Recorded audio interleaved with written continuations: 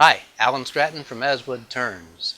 It is said that imitation is the sincerest form of flattery. So I am going to flatter Mike Hosaluk. Went to an all-day presentation that he did north of Seattle recently, and I appreciated all the different projects that he showed, and he has great talent.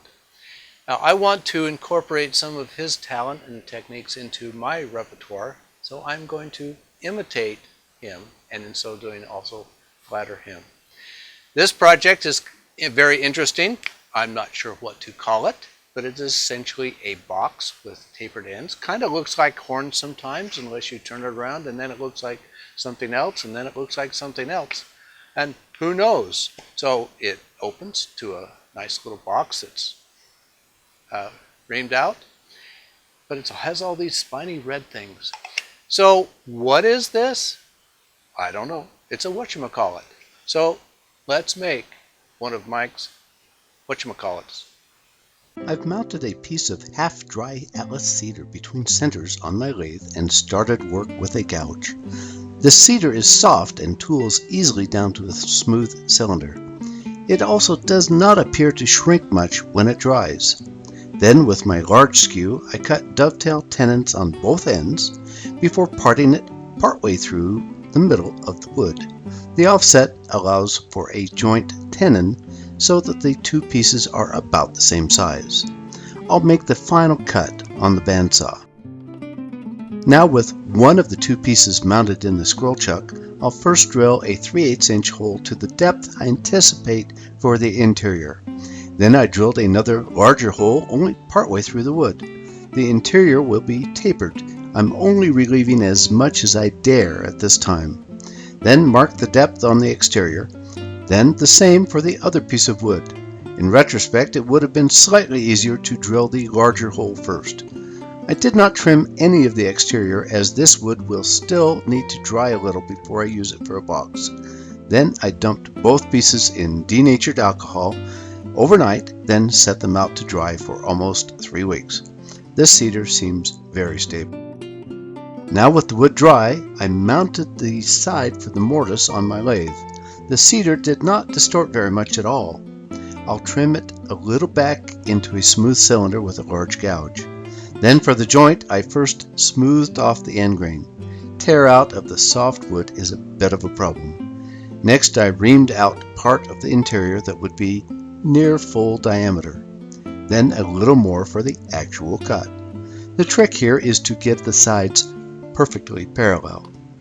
I often use a pen or anything with a straight side placed against the mortise side to sight along the lathe ways to check for parallel.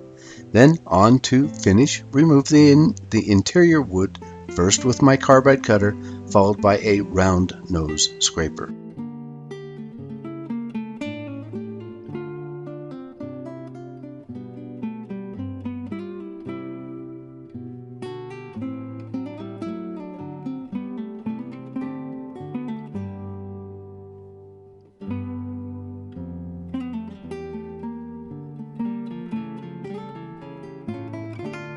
Then I'm switching the two pieces to mount the tenon end.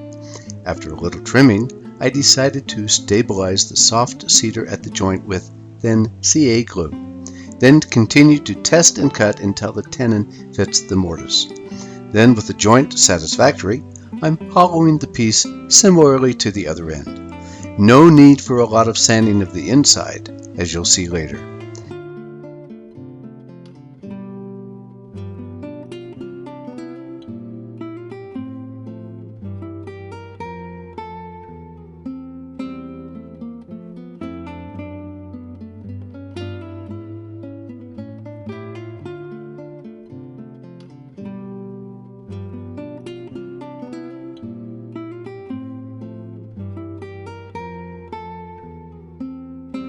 Then cut a flowing curve down to the tip.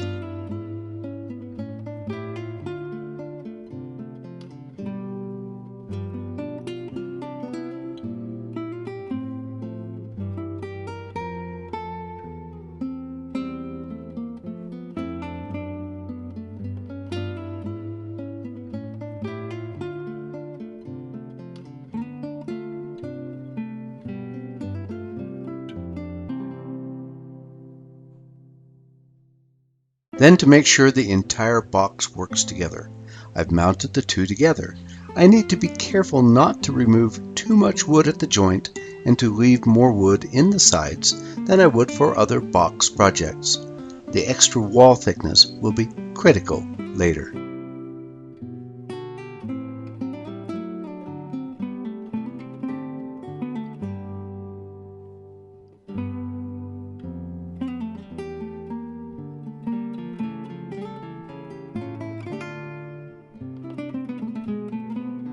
Now at the bandsaw, I'm trimming off the ends, getting ready for the tricky cuts. I marked each half differently so that I can tell which piece came from which. The biggest trick of all is to make the cuts on the round, tapered shape without cutting off a finger.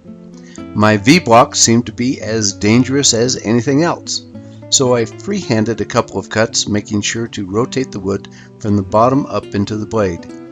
Even this resulted in a scary catch.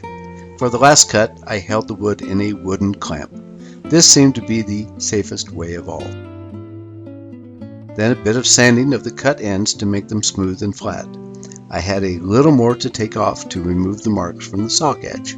Then, just as Mike did, I mixed yellow glue with an equal amount of water. Then spread a thin layer on the newly cut and sanded ends to size them. Sizing, in this case, pre-treats the wood for a future permanent joint. Then set them aside to dry. Now for the permanent joints. I made sure I was working with adjacent pieces of each end. I glued only the endmost joint, but rotated it around 180 degrees and set it aside to dry. Most importantly, I did not glue each entire end together at this time. I made sure not to make a concave joint that would be difficult to smooth over later. At least, that was the objective. Now with a small burr and a Dremel tool, I ground interior wood away to smooth over the joint. Then I ground more to form a consistent texture. I planned to paint the inside black, so almost anything other than smooth would do. Then I glued the next piece on to each side. After it dried, I finished smoothing joints and texturing the remainder of the interior. Now for a lot of sanding, starting with 80 grit. Between the interior texturing and the exterior sanding, I could assess how successful I had been in positioning each joint. With the rotation, it's never a precise joint. The difficulty in finishing depends on offsets in concave curves. On the convex side, the concern is whether the walls are thick enough to smooth the curve. Holding the wood as I sand it gives the opportunity to assess and balance the curves. I tried to avoid sanding very much near the center joint. After sanding, I painted the inside with acrylic black and the outside with green. Now I want to make some spiny texturing. The last time I tried this, I used a rubber pointed brush. This time, after watching Mike, I'll try squeezing it with a cake decorating tool. I've mixed acrylic red with some golden acrylic medium gel. But this was the wrong tool for the job. It was difficult to squeeze it with even pressure. If I let off pressure, then it sucked air back in and pushed the paint away from the tip. I gave up, then found another problem. Cleaning the cake decorating tips and bottles was a royal pain. I wiped off the red paint and repainted the green. Next, I tried a syringe without a needle. This worked great because I could apply pressure more evenly and it did not need air to push the gel out. I grossly overestimated the amount I would need. In the end, I only needed less than a quarter of the syringe.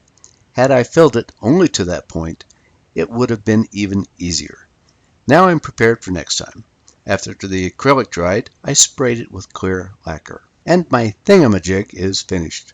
Mike's looked better, but I think I did pretty well and learned tricks to make the next one even easier and better. It takes on different characters with different rotations of the box joint. Next time, it will be longer and maybe more joints, but I'm happy with this one.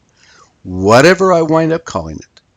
Please make your suggestions in a comment. That's it for this week's video. Please like this video, and if you haven't subscribed, please subscribe to both my website and YouTube channel.